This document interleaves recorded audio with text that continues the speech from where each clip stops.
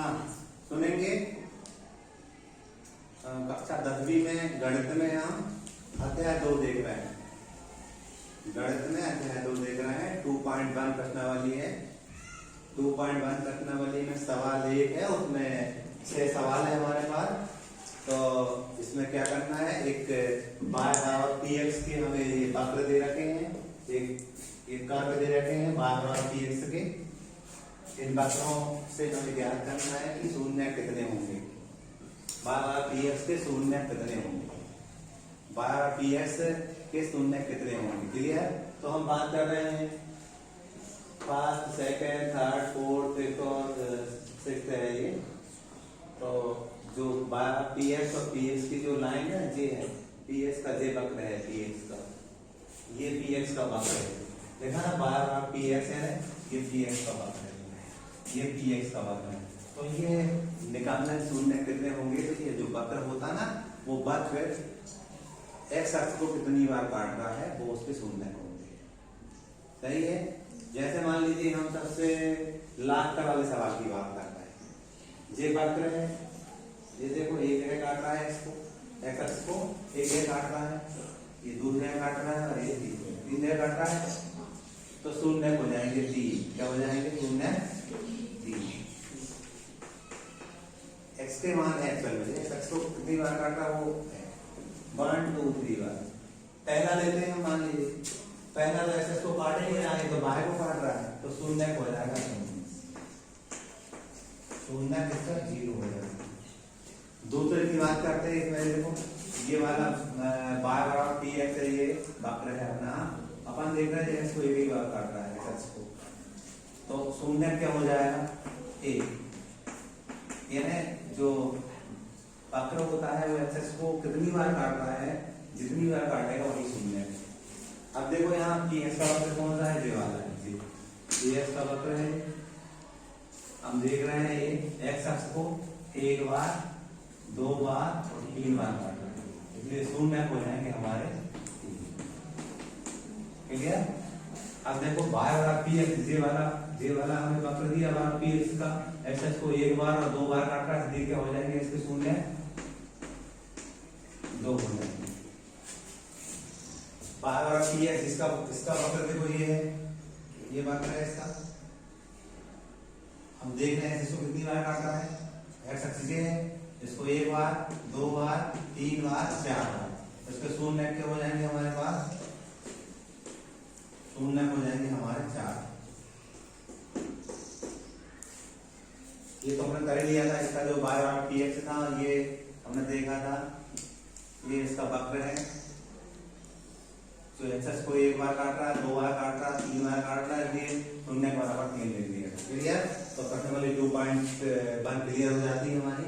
हमने सारे शून्यों को निकालना सीख लिया। ठीक है। ध्यान रखना है जो वक्र रहता है वो x को कितनी बार काट रहा है, जितनी बार काटेगा वही शून्य होंगे। क्लियर। अब हम बात करते हैं अगले क्वेश्चन की। तो एक्सरसाइज 2.2 देखेंगे हम, और 2.2 का दूसरा सवाल पहले करेंगे हम, और उसके बाद पहला करेंगे। 2.2 का सेकंड क्वेश्चन देख रहे हैं हम पहले, और उसमें हमें द्विघात बहुपद बनाना है। हमें बहुपदों के शून्यकों का योगफल दिया है और शून्यकों का गुणनफल दिया है। सही है। एक्सरसाइज 2.2 में सवाल नंबर 2 को पहले कर रहे हैं हम। सवाल नंबर 2 में हमें हम कहते हैं द्विघात बहुपद बनाना है हमें, और हमें क्या क्या दे रखा है उसमें, हमें शून्यकों का योग और शून्य का गुणनफल दे रखा था। प्रश्न वाली 2.2 है और सवाल नंबर 2 है। 2 में कितने सवाल दिए थे, तो अपन 6 सवाल को यहाँ लिख रहे हैं। 1 से 4 था शून्यकों के ऊपर, गुणनफल 1 था। इसी टाइप से हम दूसरे की बात करते हैं। दूसरे में करनी 2 था योगफल और गुणनफल दिया था 1/3। उसके बाद तीसरे की बात करते हैं। तीसरे में हमें शून्य दिया था योगफल और गुणनफल दिया था करनी 5। और हम चौथे की बात करते हैं। चौथे में 1 दिया है, योगफल 1 था, गुणनफल 1 था। 5वें की बात करते हैं, 1/4 योगफल था और 1/4 गुणनफल था। और 6वें की बात करते हैं, तो इसमें 4 और 1 दिया है। तो देखिएगा ये प्रश्नावली 2.2 है, उसके दूसरे सवाल को हम कर रहे हैं। हमें द्विघात बहुपद बनाना है, तो द्विघात बहुपद बनाने का सूत्र होता है। ठीक है, सूत्र क्या होता है वो लिखा जा रहा, बताया जा रहा। सबसे पहले हम लास्ट का सवाल बना रहे हैं। कौन सा वाला? लास्ट वाला। तो देखिए, हम जानते हैं सूत्र होता है इसका द्विघात बहुपद बनाने का सूत्र होता है x की घात 2 और ऋण पुस्तक में शून्यकों का योग, शून्यकों का योग कर या योग चलेगा, योग इंटू एक्स प्लस शून्यकों का गुणनफल, शून्यकों का गुणनफल। ये सूत्र होता है, ये हमें सभी में लगाना है। ये सूत्र होता है, ये याद रखना है। अब हम मान रखते हैं x की घात 2 ऋण शून्यकों के ऊपर हमें 4 दिया था, ब्रैकेट नहीं लगाएंगे तो भी चलेगा, इंटू एक्स और गुणनफल दिया था 1, ये आंसर हो गया। इतना इजी सवाल है, आप देख रहे हैं। जिसके बाद सूत्र बाकी हमने सूत्र में मान कर दिए, सूत्र सबको याद करना है। 6 बार लिखूंगा वैसे ही आपको याद हो जाएगा। हम बात करते हैं इसी टाइप का। आप देखो, ये करता हूँ चौथा वाला करता हूँ, देखेंगे ये सूत्र ऐसे चलेगा, x की घात 2 माइनस शून्यकों का योग, शून्यकों का योग इंटू एक्स धन शून्यकों का गुणनफल, शून्यकों का गुणनफल दिया। अब x की घात 2, अब शून्यकों का योग दिया था 1, x बाहर था, गुणनफल की बनता, तो x की घात 2 ऋण x धन 1। कितना इजी सवाल है। इसी टाइप से हम कौन सा सवाल कर रहे हैं, हम ये थर्ड करेंगे। कैसे लिखेंगे इसमें हम, x की घात 2 सूत्र लिख रहे हैं पहले, शून्यकों का योग, शून्यकों का योग फल इंटू एक्स। इसके बाद यहाँ लिखते थे हम शून्यकों का गुणनफल। ये फार्मूला है हमारा, इसको हम लिख रहे हैं अभी हम सीखने वाले लिख रहे हैं।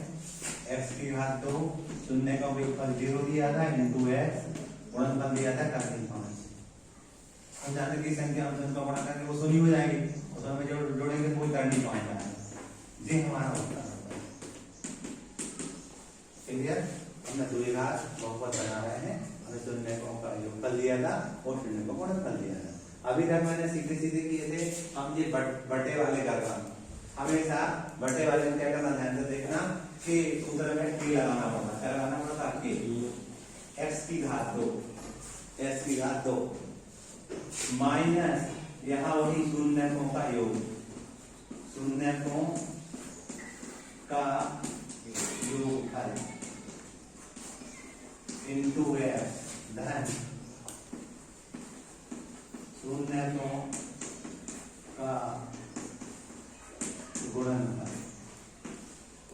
ये हमारा सूत्र है,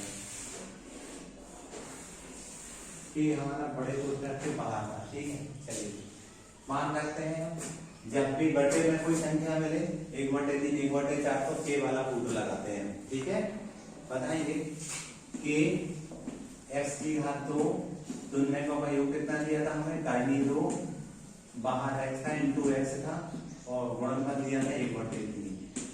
ठीक है, क्या करेंगे, k बराबर 3 क्या लेंगे, k बराबर 3। ये 3 है ना, k बराबर 3, तो क्या हो जाएगा समीकरण हमारा, 3 का गुणा हो जाएगा 3x की घात 2, 3 का गुणा हो जाएगा 3 टाइनी 2 x धन 3। क्लियर? ऐसे इसको करेंगे हम बटे वाले। यहां पर भी हम सूत्र लिखने जा रहे हैं। क्या था सूत्र इसका, k लिखेंगे इंटू x की घात 2 ऋण शून्यकों का योगफल इंटू एक्स धन शून्यकों का गुणनफल, शून्यकों का गुणनफल। ये बड़ा सूत्र है। अब देखिएगा k लिखा हमने, x की घात 2 ऋण शून्यकों का योग कितना दिया है, ऋण 1/4 दिया है, बाहर x इंटू एक्स था और 1/4 था, अब क्या करेंगे, k बराबर 4 लेंगे हम, तो 4 पे गुणा हो जाएगा, ये क्या बनेगा अपना 4x की घात 2 बन जाएगा, ऋण का धन बन जाएगा, ये x से कम x और धन a, ये 4 ये का गुणा प्रत्येक पद में करेंगे तो ये 4x की घात 2 मिलेगा, यहाँ 4 कट जाएगा j मिलेगा, यहाँ ये उत्तर होगा। ठीक है, इसी टाइप से हम बात करते हैं पहले क्वेश्चन की। पहला क्वेश्चन था हमारा, ठीक है, लिखते हैं हम यहाँ पर, देखिएगा बटे वाला है, ये के लिखेंगे हम और x की घात 2 लिखा, यहाँ लिखा हमने शून्यकों का योग, शून्यकों का योग इंटू x और ये लिख दिया हमने शून्यकों का गुणन, बड़ा होता था।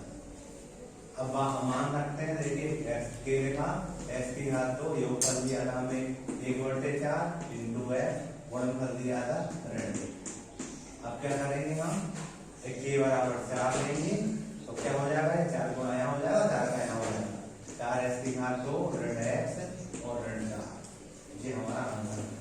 क्लियर, 2.2 के सारे सवाल हो गए, एक्सरसाइज 2.2 के सारे सवाल हो गए, 2.2 के दूसरे के सारे सवाल हो गए हैं। अब हम इसके बाद 2.2 का पहले सवाल के क्वेश्चन को कर रहे हैं। ठीक है, तो हम पहले सवाल को करेंगे, हम देखेंगे यार।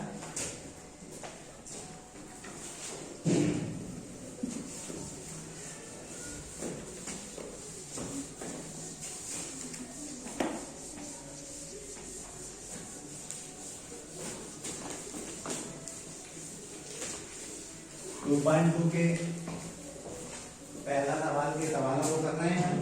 आप देखेंगे पहला सवाल क्या था हमारा, बहुपदों के शून्य ज्ञात करना था और शून्यकों और गुणांकों की संबंध स्थापित करना था। ठीक है, तो हम बात कर रहे हैं यहाँ पर पहले सवाल था हमारा 2.2 के पहले का पहला मैं यहाँ लिख रहा हूँ, क्या था वो, x की घात 2 ऋण 2x ऋण 8 शून्य ज्ञात करना है और शून्यकों और गुणांकों की संबंध स्थापित करना है।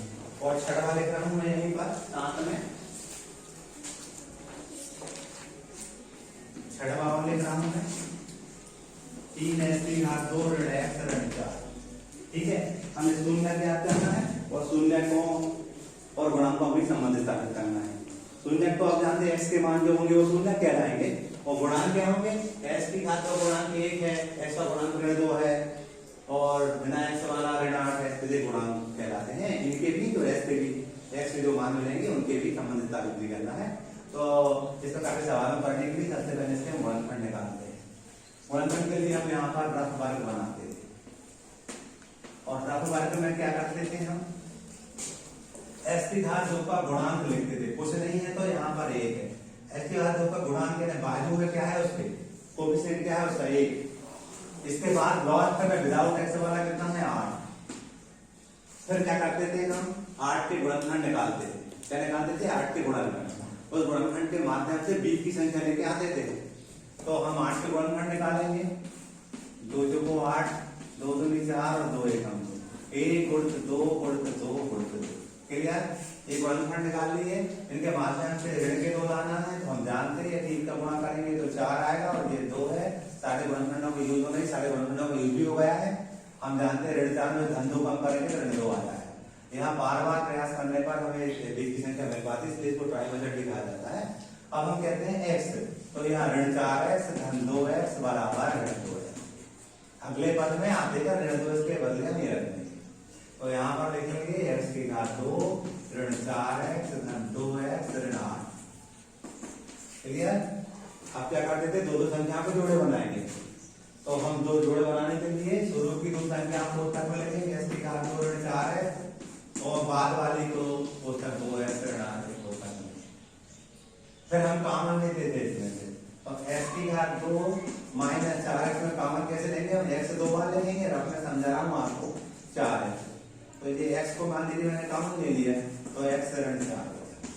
अब यहाँ से क्या कर रहे हैं, x कॉमन ले रहे हैं तो x ऋण 4 हो जाएगा। धन 2x ऋण 8 में से ऐसे हम कॉमन लेके बता रहे हैं, 2x ऋण 8 में से हम जानते हैं 2x और 8 को लिख सकते हैं 2 गुणित 2 गुणित 2 3 बार, अभी तो देखा था हमने, तो हमने 2 कॉमन लेंगे, मान लीजिए 2 कॉमन लेंगे तो x बचेगा और ये 2 दूनी 4 बचेगा, तो यहाँ से अगर 2 कॉमन लेगा तो x ऋण 4 बच रहा है। मैंने आपको कॉमन लेके समझाया कैसे कॉमन लेते हैं। अब उन्हें कॉमन लेंगे हम, देखिए ब्रैकेट फिर से कॉमन आ जाएगा x माइनस 4 और j क्या बचा हमारे पास x प्लस 2 बचा। अब j कॉमन लेंगे तो x प्लस 2 बचेगा, यहाँ x बचेगा, यहाँ प्लस 2 बचेगा। अब हमें शून्य निकालना है, x के मान निकालना है, इसके लिए क्या करेंगे या तो x ऋण 4 बराबर शून्य लेंगे या x धन 2 बराबर।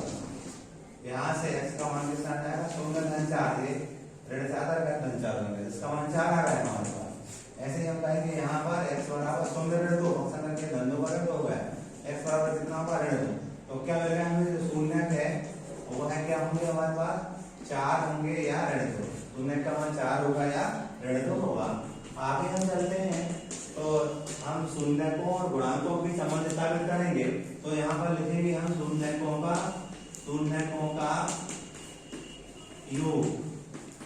योगफल। तो ये 4 था, इसमें जोड़ेंगे ऋण 2, तो 4 में 2 गए 2 बचेंगे। और हम जानते हैं ये माइनस बी अपान ए होता है। अब बी क्या होता है मैंने बताया था कि आपको a बराबर है s के घात 2 का गुणांक मान है तो मान लेंगे।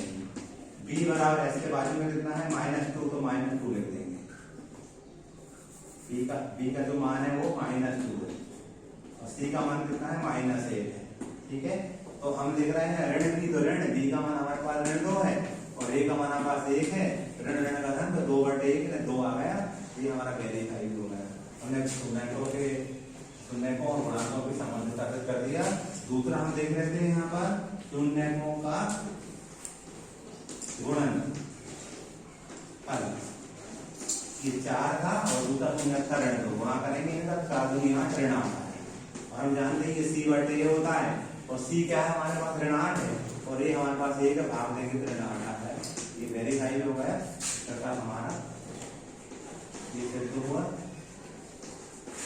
इसी टाइप का हमने इसी पहले सवाल का छठवा ले रखा है 3x की घात 2 ऋण x ऋण 4। इसको भी ऐसे ही करेंगे। हम क्या करते थे, पहले हम रफ बात बना रहे हैं यहाँ पर बाजू में, ये हमने रफ बात लिख लिया। इसके गुणनफल निकालेंगे बीच वाले पद को जोड़ करके।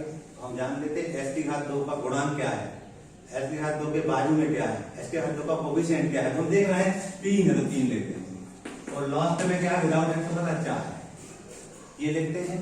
यदि इनके गुणनखंड निकल रहा है वो तो निकालते हैं। तो हम देख रहे हैं 4 के गुणनखंड निकल रहे हैं, 4 के कैसे निकल रहे हैं हम देख रहे हैं। 4 के निकालेंगे तो 2 दूनी 4 और 2 1 2, तो 3 गुणित 2 गुणित 2 आया। क्लियर हो गई बात, इस टाइप से आया। अब क्या लाना है बीच में, इसका गुणांक ऋण 1 है, कुछ नहीं है तो 1 है और ऋण लगाए तो ऋण 1 है, ऋण 1 लाना है। इन गुणनखंडों के माध्यम से ऋण 1 लेके आएंगे। इस बात का ध्यान रखेंगे हम कि कोई सा गुणनखंड छूटना नहीं चाहिए। तो हम देख रहे हैं 2 का 2 से करेंगे 4 हो जाएगा और ये 3, 4 में से 3 का 1 बचेगा। ऋण के चाहिए तो ऋण 4 धन 3 बराबर ऋण 1 आता है। यानी ऐसा हम लिख सकते हैं ये। ठीक है, तो अब आगे हम क्या करेंगे, ये देखा 2 दूनी 4 लिखा और ये 3 लिखा। हम जानते हैं ऋण का नाम तो ऋण 4 धन 3 में ऋण 1 आ जाएगा। अब सब में एक लगा ऋण 4 है धन 3 है बराबर ऋण 1। अगले पद में हम क्या करेंगे 3x की घात 2, इसका मतलब क्या था हमने भी देखा है ऋण 4x धन 3x रात में ऋण 4। क्लियर, अब आगे हम देखेंगे यहाँ जोड़े बनाते थे हम, तो 3x की घात 2 ऋण 4x का एक जोड़ा बन जाएगा और यहाँ पर 3x ऋण 4 का एक जोड़ा बन जाएगा। ठीक है, अब यहाँ से कॉमन लेते थे, मैं कॉमन यहाँ समझाऊंगा। और अपने 3x की घात 2 ऋण 4x की बात कर रहे हैं तो कॉमन कौन सी संख्या होगी, हम जानते हैं 3x को 2 बार ले सकते हैं और 4x आई, ये x दोनों जगह देख रहा तो x कॉमन आएगा तो यहाँ बचेगा 3x ऋण 4। क्लियर, तो हम यहाँ कह रहे हैं यहाँ से हमने x कॉमन लिया तो ये बचा 3x ऋण 4। यहाँ से कोई संख्या कॉमन नहीं दिख रही तो एक कॉमन आती है, जब कोई संख्या कॉमन नहीं तो एक कॉमन आता है। ठीक है, अब हम बात करते हैं ये ब्रैकेट को फिर कॉमन ले लेंगे हम, तो क्या कॉमन आया वहां हमको 3x ऋण 4 कॉमन आया। यहाँ बचा है x धन, यहाँ बचा ऋण। अब शून्य निकालेंगे तो क्या लिखेंगे हम 3x ऋण 4 बराबर 0 या x धन 1 बराबर 0। ऑप्शन कर करेंगे आप देखो 3x बराबर 0 धन 4 हो जाएगा, तो 3x बराबर 0 4 जोड़ेंगे 4 आएगा, x बराबर 3 ये गुणा करा जाएगा भाग करा 4/3 होगा। चलिए इसी प्रकार से इसको करेंगे तो x बराबर ये x बराबर 0 ऋण 1 हो जाएगा, धन 1 करने पर ऑप्शन कर करेंगे तो x बराबर ऋण 1 हो जाएगा। तो जो शून्य है वो हमें क्या मिल रहे हैं 4/3 मिल रहे हैं और ऋण 1 मिल रहा है। क्लियर, इसी के सवाल पूछे जाते हैं। अब हम क्या करेंगे शून्यकों और गुणांकों के संबंध स्थापित करेंगे। तो हम यहाँ पर लिखेंगे शून्यकों का योगफल, क्या लिखेंगे शून्यकों का योगफल। हम जानते थे शून्य 4/3 है, धन और ऋण 1, इनको जोड़ेंगे। मैं रफ में इसको करके बता रहा हूँ। देखिए 4/3 और धन ऋण 1/1 कर सकते हैं। इसका लघुत्तम आएगा 3, इसका इससे गुणा करेंगे 4, धन ऋण का ऋण और 3 एकम 3 हो जाएगा। जब दोनों राशि में गुणा लघुत्तम होता है तो 3 गुणा करके 4 एकम 4 यहाँ लिखते हो, 3 एकम 3 यहाँ लिख देते हैं। 4 में से 3 का 1/3 लिखा तो फिर हमारा 1/3 आ रहा है। और सूत्र होता था ऋण b/a। अब ऋण b/a तो हम देख रहे हैं, यहाँ पर आप देखो आराम से, a बराबर हमें 3 है, s की घात 2/3 का, और b बराबर हमारे पास कुछ नहीं है तो यहाँ ऋण 1 है, और c बराबर ऋण 4 है। मान रखेंगे हम, ऋण लिखा, b का मान था ऋण 1 और a का मान था हमारे पास 3, 1/3 है। ऐसे ही हम देखेंगे यहाँ शून्यकों का गुणनफल है। चलो तो हम 4/3 में गुणा किसका करेंगे, दूसरा शून्य ऋण 1 था हमारा, ये शून्य का गुणा कर रहे हैं तो ये ऋण 4/3 आया। सूत्र होता है c/a। अब c देखते हैं, c हमारे पास ऋण 4 था और ये हमारे पास 3 था। ये देखो वेरीफाई भी हो गया, दोनों जैसे आ गया तो हम कहेंगे आंसर प्रूफ। ये सवाल नंबर हमने देखा है 2.2 के पहला था और पहले का हमारे पास छठवां था। ठीक है, एक सवाल और बताऊंगा मैं, इसके बाद इस अध्याय को मैं समाप्त करूंगा। तो एक सवाल और देखेंगे आप।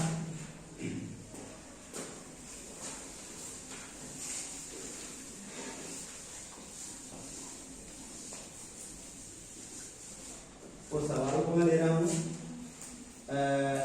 2.2 पहले का 5वां ले रहा हूं। t की घात 2 ऋण 15 दिया। देखिएगा इसमें क्या हो रहा है कि ये बीच वाला पद नहीं दिया, 2 ही पद दिए हैं, लेकिन हमें सूत्र जैसा दिख रहा है, हम सूत्र जानते थे a की घात 2 और b की घात 2 बराबर ऋण भी होता है, उस सूत्र के माध्यम से इसको करेंगे हम। तो हम जानते थे कि ये सूत्र होता हमारा a की घात 2 और b की घात 2 बराबर a माइनस b और a प्लस b फार्मूला होता है हमारा। हम बात कर रहे हैं यहाँ b की घात 2, 15 को लिख सकते हैं करनी 15 की घात 2। क्यों, आप जो वर्गमूल में कर देंगे 15 आ जाएगा, इस बात को मैं कर पाएंगे आसानी से। तो आगे हम करेंगे जब, तो यहाँ लिखा हमने t की घात 2, यहाँ करनी 15 की घात 2, तो ये बनेगा हमारा t माइनस करनी 15 और t प्लस करनी 15। ये मैंने रखा करके दिखा दिया, तो यहाँ मैं सीधा लिख दूंगा t माइनस करनी 15 और दूसरे ब्रैकेट में t प्लस करनी 15। अब क्या करेंगे हम, शून्य निकालेंगे, t ऋण करनी 15 बराबर 0 या t धन करनी 15 बराबर 0। अब करेंगे हम, तो t बराबर इधर जाएगा धन का करनी 15 हो जाएगा, इधर जाएगा तो ऋण का करनी 15 हो जाएगा। तो शून्य क्या हो जाएंगे हमारे, शून्य यहाँ पर हो जाएंगे हमारे करनी 15 ऋण करनी 15। एक अंतर होगा, जो अंतर निकालना शून्य ज्ञात करने थे। इसके बाद हम बात करते हैं शून्यकों का योग। यहाँ लिखते थे हम शून्यकों का योग। ये क्या होता था हमारा, इन दोनों को करनी 15 में ऋण के करनी 15 जोड़ेंगे हम तो 0 हो गया, और जानते थे ऋण b/a होता है। अब यहाँ पर आप देखोगे आराम से, a बराबर हमें मिल रहा है 1 है, ठीक है, तो गुणा b कुछ नहीं है, तो t बराबर नहीं तो b 0 है, और c का मान हमारे पास ऋण 15 है। क्लियर, c का मान हमारे पास ऋण 15 है। अब हम बात करते हैं, हम मान रखेंगे तो b का मान का होगा 0, 0 ऋण 0/a मतलब 1 है, तो ये 0 आ रहा है।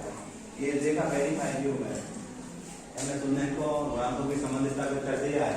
अब हम शून्य को गुणन लिखेंगे, शून्य का गुणन लिखेंगे, गुणनफल लिखेंगे। तो ये हम करनी 15 में गुणा करेंगे, किसका ऋण करनी 15 का गुणा करना है, कुछ सेकंड गुणा ही होता है, तो ये 15 आ जाएगा ऋण 15 मतलब 2 को हम निकालेंगे तो 15 है। अब ये होता था c/a, c का मान था हमारे पास ऋण 15 और a का मान था 1, तो ऋण 15 आ गया, ये वेरीफाई